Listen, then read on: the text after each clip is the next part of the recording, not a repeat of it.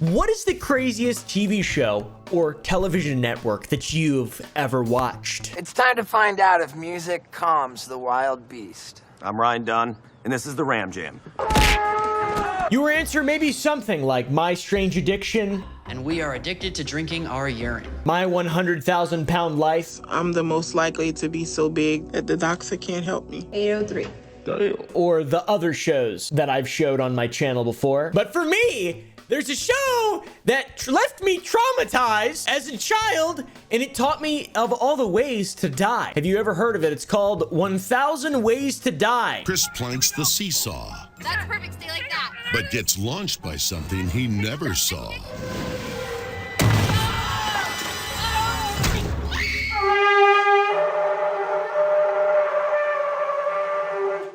New Sour Boys drop. Some old flavors coming back. We got a new flavor called Love Bomb, guys. We got more in stock than we've had before, okay? But this will sell out very quickly. I made it live yesterday, and it's already almost sold out. I haven't even mentioned it yet, unfortunately. So we are quite literally the DJ Cogs of the candy world, suffering from success. We got a bunch of stickers you can buy, and also we got new merch on the site. Right, Clint? Yeah. That's my favorite candy right there. It's supported by Meta PCs. They gave us a computer, and also they're going to, I don't know. I think if you buy a Meta PCs, you might get a bag of Love Bomb. Actually, I think maybe buy it next week. Maybe, I'm not sure. Use code OOPA if you do buy a Meta PCs though. Anyways, it's essentially a Watch Mojo list of ways people have died. They're crazy. They're insane. Stinkface and Dirt Bomb didn't realize it, but fluorescent bulbs contain mercury vapor. Dirt Bomb didn't know it, but he was mainlining mercury. Oh, also, it's not exactly like Watch Mojo. It's more like Watch Mojo if everyone who worked on Watch Mojo was on cocaine. And Ron Perlman, who was speaking instead of that woman. Say hello to Brandon, the once and future king of skateboarding, and now a burnt-out has-been. This show aired on a network called Spike TV. Spike TV, full of stuff men like.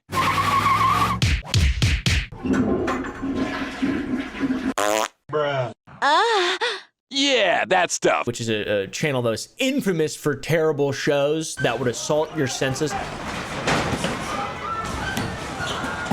And also dope-ass Halo commercials from a really long time ago. That shit made me excited. Do a Halo edit. Zoom in on that, do a Halo edit. But we'll make a video about that later on in a different video, okay? I've seen a lot of stuff about Spike TV pop back up, and it's bringing back some lost trauma. Yeah, I have a pocket, and banging this thing is like banging a sunset over the ocean. Welcome to Jamaica, man. Have a nice day.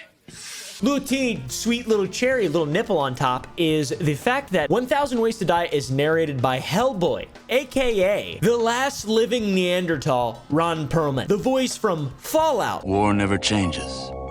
I love Ron Perlman. I don't know what it is about Ron Perlman, but I love him. I love the way he looks. I love the way he sounds. I want to have sex with Ron Perlman. Today we're going to be dipping our toes into 1,000 Ways to Die and the craziest ways to die and how they showed them in the show versus how they actually occurred in real life, as far as we can tell, because the show's not based on fact, really, in spite of what you might believe. Back in 2006, an episode of 1,000 Ways to Die aired titled Chitty Chitty Bang Bang, which is a play on words from that show. I don't remember what it's called, but it's Chitty. I think it might be called Chitty Chitty Bang Bang. Chitty Chitty Bang Bang, we love you. Shit starts off crazy. The title card is wild, bonkers. The actors they chose, everything about it says 2006, and honestly, it holds up. I love it. This show is fucking amazing, and everything about it is great. Potentially being one of the most famous episodes of 1,000 Ways to Die, episode 948, Titty Titty Bang Bang. You could probably imagine why it's so popular, because people probably thought they were going to see some titties. We'll give you a brief synopsis of what happened. In the episode, a woman decides to give up on life and become a stripper, which is awesome. Connie was in a funk. The acting career she imagined hadn't panned out. She goes to a quack that will give her large breasts because she wants massive gazungas. Imagine Ron Perlman is reading this, by the way. Connie surfed the internet for the cheapest boob job she could afford. And this quack would do anything as long as you paid cash. Thank you, Ron Perlman. She goes through the surgery, everything's good, hunky-dory. She gets on a plane 2 weeks later, and boom! But before that, everyone's just fucking staring at her on the plane like they've never seen a woman ever. Man, they used to make TV good back in the day. Holy shit. Everyone's just staring at her and run, Perlman, got it, part of the flight. There's a bro in the background mouthing damn, and a daughter telling off her father. And the episode is just the people zooming in on her boobs the whole fucking time. It's crazy. We then find out that air bubbles and other gases begin filling up the woman's knockers. The plane took off, and Connie could feel it. Her luck was changing. What she really felt was the stirring of air bubbles and other gases trapped in her new knockers. And the explanation is that the doctor used terrible off-brand implants to save a buck, which resulted in her knockers filling up with air. Turns out she got what she paid for. The plane climbs to a higher altitude, her knockers start expanding. Oh my God! Her lovely lady lumps started expanding at an alarming rate. Then a guy says, this stripper has a bomb in her chest. That stripper's got a bomb in her chest! People scream and they yell and they hide. Of course, this is 2006. This is fresh after 9/11, dude. At 20,000 feet, this happens. The breasts explode into a bloody mess all over everyone's face. When the plane hit 20,000 feet, Ron Perlman's excited as by all this. And that's pretty much the Titty Titty Bang Bang episode. The reason I wanted to make this video is because, like, this shit couldn't be true, is it? There's no way it's true. There's no way any of this is true. Right? Well, Mythbusters decided to determine whether or not this is true. I think directly calling out the show, I'm not exactly sure, but Mythbusters dives headfirst into these big old knockers, and they say when poorly made breast implants go up in a plane, they expand and it makes the production and pressure blows up your or something. I don't know. They drop a schematic though, basically. It's pretty cool. They show what happens during the change of pressure. And this involves a pump and a vacuum chamber. To get even more insight, they contact a knocker expert, Dr. Gregory Georgiade, a plastic surgeon that has been doing these types of surgeries for approximately 25 years, and he has heard of the myth before. The myth that poorly done breast implants will explode if in a plane too high and a pressure change happens. As you could probably imagine, this completely normal guy is just like, I've never heard anything about this. I've never seen nothing about that, about this myth being true. But he is curious as to see what they find later on, which is fair. After talking to Dr. Greg, they hit up the scrapyard and they find a machine that will simulate pressure. Adam then decapitates a mannequin. I love Adam Savage. He then creates a ballistic mold of the dummy and puts implants to simulate them properly. That thing goes in a vacuum chamber and then they put it through multiple simulations. First, it's simulated to normal cabin pressure, then outside cabin pressure at 30,000 feet. There's no change. They then simulate the pressure of a 30,000 foot deep dive below sea level, and there was no change, which is absolutely fucking ridiculous. And I'm starting to think that 100,000 Ways to Die is a scam. They even tried injecting the implants. They just couldn't get them to blow up in this episode of Mythbusters. So I guess Ron Perlman was wrong and lame, and his head is really big as well. Sorry, Ron Perlman. They also get bored because the episode wasn't long enough, and they tried an inflatable bra, a 1950s product. Adam wears it, goes in the damn vacuum chamber, which is hilarious. He goes to 8,000 feet, nothing happens but a bit of expansion. And then without Adam wearing them, they go to 40,000 feet and they do not explode, but they expand. So it's like, it's obviously a fucking busted myth. So 1,000 Ways to Die. Why did they talk about this story? Probably because it's a TV show and I have no other idea beyond that, but the whole point of this episode, it seems to have already come to a head. Wait till you hear about the other deaths. It is important to note though, when this shit came out, I thought everything was real. Okay, I used to watch this with my cousin Clint specifically, and he didn't sleep for years because of an episode of 1,000 Ways to Die in which a woman was choked by a hag in her dream, and she died in real life because she died in her dream. And we thought that shit was real. He thought that was real, and he has PTSD still because of that. May God rest his soul. But I'm starting to think now that it was all lies. It's just for entertainment, which is bullshit. How about season 1, episode 12 of 1,000 Ways to Die? Way to Die number 403, which aired in 2009.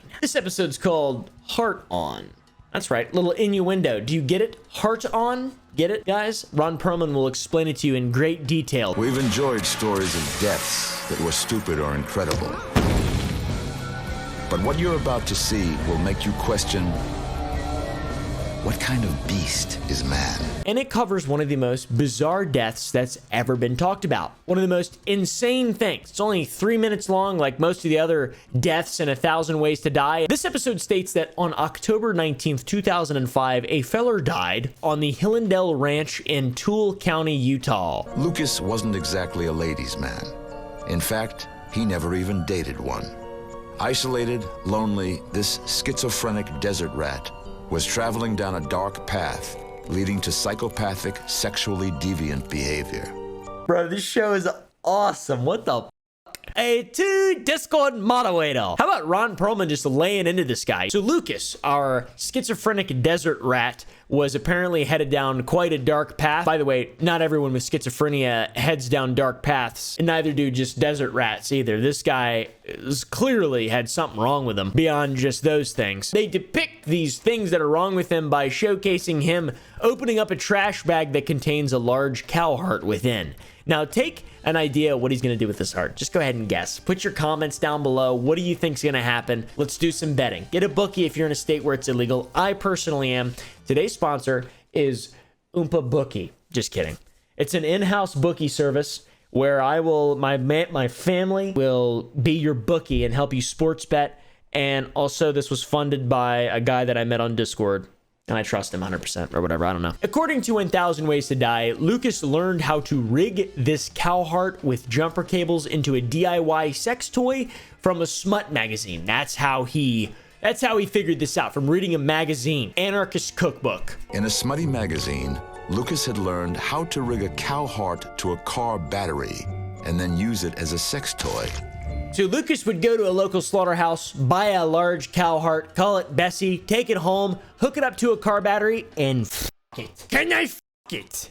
Yes, Lucas, you can absolutely fuck it. The episode then cuts to interview footage of a psychotherapist named Alex Katakis. And while she's saying this on screen, they have the actor that's playing Lucas just fingering this thing, which is so weird. Such a weird, odd thing. This was back in 2009, by the way, that Alex said this. I'd be interested to hear her take on the furry community, or if her perspective has changed with a cow heart, or if this is the craziest story. Is she an expert? Is she real? Is any of this real at all? Because I'm starting to think this is crazy. Apparently, the battery Lucas was using wasn't giving him enough juice to the heart to satisfy him, so he thought that he would plug the cow heart into the wall to 10x his pleasure, I guess. When Lucas completed an electrical circuit from the wall socket into the heart, he knew he was onto something. He died because he put his wiener in somehow, I don't know how that wouldn't short, to be honest. I guess it is a heart. It's technically an electrical organ, but it's like, that would be crazy though. It just starts going.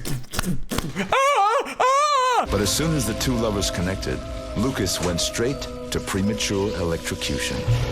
Bro's been reading his Grant Cardone and was specifically compelled by the 10x rule, and he decided to apply it to all facets of life, including Frankensteining a cow heart and f***ing it, or whatever. It's alive. Frankenstein moment. It's alive! It's alive! So, is it real? Was I lied to as a child or a young teenage boy? Or how old was I? 13? Was I lied to as a 13-year-old boy? Probably. Hollywood has a tendency to use real stories and alter them for entertainment. I mean, it's fair. It's fair. It's kind of what happens. Extreme Cheapskates is fucking exaggerated as hell and staged. Terrence and Greg don't play around. By washing my clothes in the shower, I'm saving at least $15 a month. That's my job. Get to the truth of what exactly is happening. Not Mythbusters did it first.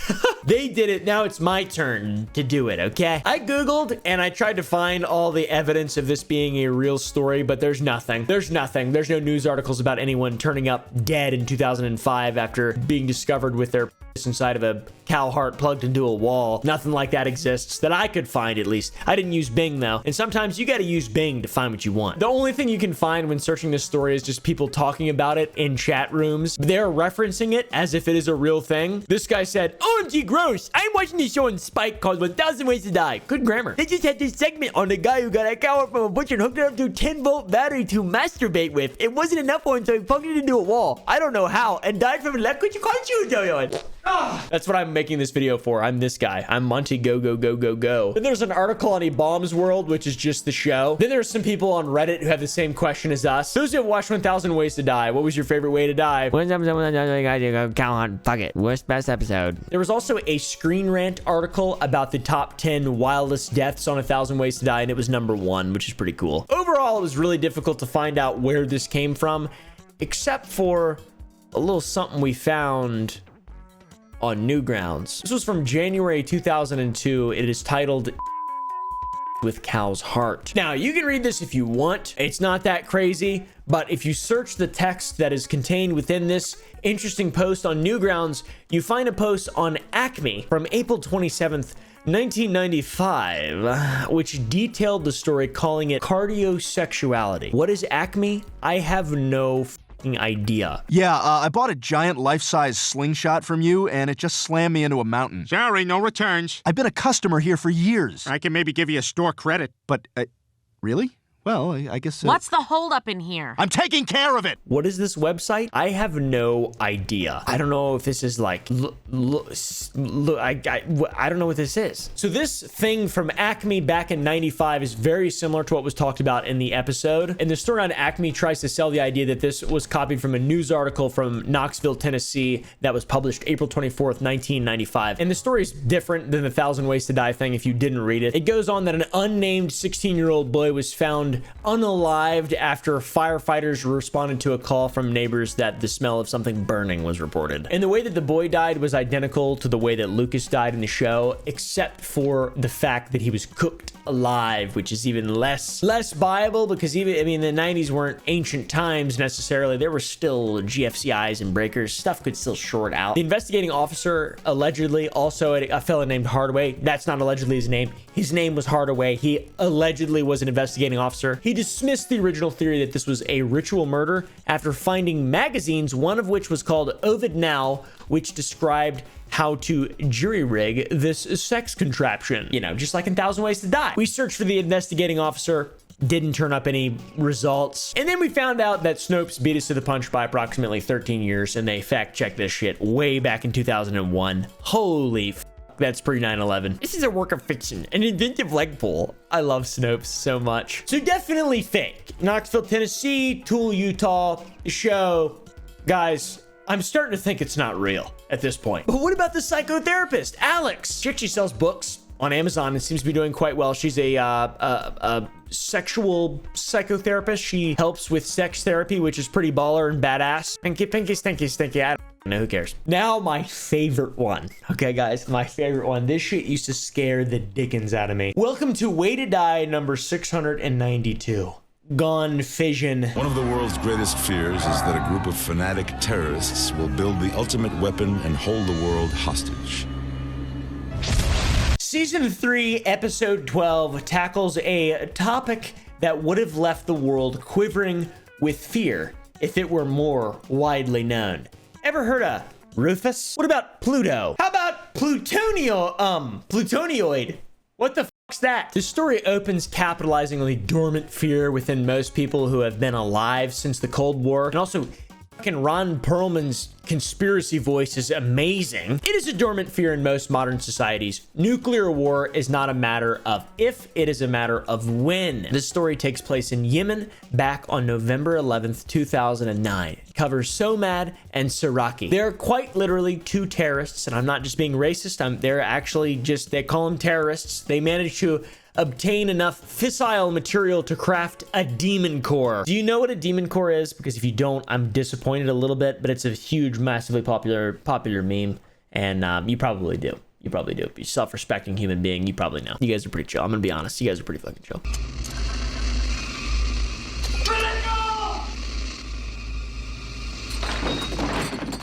These motherfuckers were trying to make 9/11 too.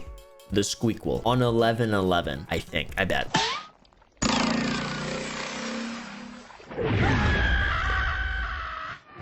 By the way, the Demon Corps, shit's real. This happened to people, not just these two terrorist fellas out in Yemen. This same thing in real life is notorious for killing scientists that had created it in the past in in real life.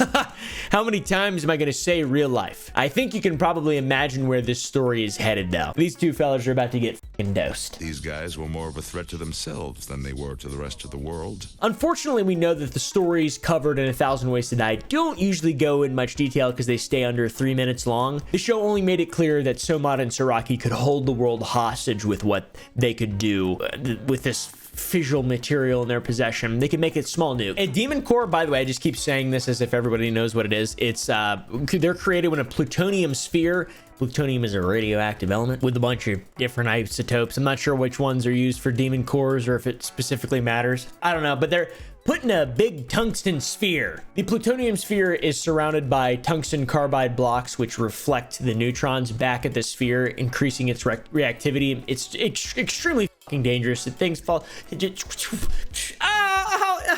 plutonium, it hurts. Oh, my stomach hurts. Oh, radiation poisoning, sickness, death. This happened to Somad and Saraki. If the bricks touch the core, it can go critical, which means a blast of harmful radiation gets released into the atmosphere. I'm not exactly sure why they chose terrorists to be doing a Demon Core experiment. Maybe it's just like a shock value thing. It can be seen as more realistic, but what happened in the real Demon Core story is just as brutal as what happened to poor Somad and Saraki. Somad and Saraki must not have seen John Cusack's stellar performance in the 1989 flick Fat Man and the Little Boy. What is it called? They must not have cracked open a fucking history book either about top secret experiments in Los Alamos. The same fate would befall them, only for a more ridiculous reason. Somad was listening to Britney Spears at the time, which I think is the death sentence. I'm not exactly sure, though. At this time, he was trying to place a tungsten block near the sphere, but he didn't realized that on top of battling his nerves, he was also battling indigestion. Somad and Saraki were supposedly dosed with the same amount of radiation that you would be dosed with within a mile of ground zero of Nagasaki. That's, of course, if you believe nuclear bombs are real. What are you, an idiot? What are you, gullible? They would experience nausea and vomiting, and their organs would begin to shut down, and within 48 hours, they had died. Somad and Saraki, rest in peace. In the episode, they have an interview with a radiologist, Dr. David Reiner, who goes into more detail on what happens to people when they suffer from ARS, which is incredibly disgusting and maybe one of the worst ways to die ever. Genuinely, there's a bunch of nuclear stories of people getting mass exposed and living for years just slowly. People who suffer from ARS, I guess you're suffering from ARS. It damages the immune system. You can't produce white blood cells. You become susceptible to pathogens, and they died from bacterial pneumonia. Apparently, these two fucking Yemeni fellas out here tried looking for some real sources to this being a legitimate story, but they're all recreations. We've learned that, guys. Come on, catch on, okay? Nobody in Yemen has fissile material, okay? Nobody named Somad and Saraki. They weren't listening to Britney Spears. You know, it's not a thing. It'd be huge, epic global news if that should happen. They took the tragic, true story of the Demon Core and they refitted it to be funny for people who watch Spike TV. It seems like that's what they did. And then they legitimized it by talking to David Reiner, MD. Anyways, why the fuck does this show exist? I have no idea. I love Spike TV, just all the crazy shit I love. I'm an enjoyer of crazy shit. I have to be real with you guys. I really enjoy being crazy. Not really. It's sad. It's sad. I'll get tired of it one day. I'll grow out of it. You know?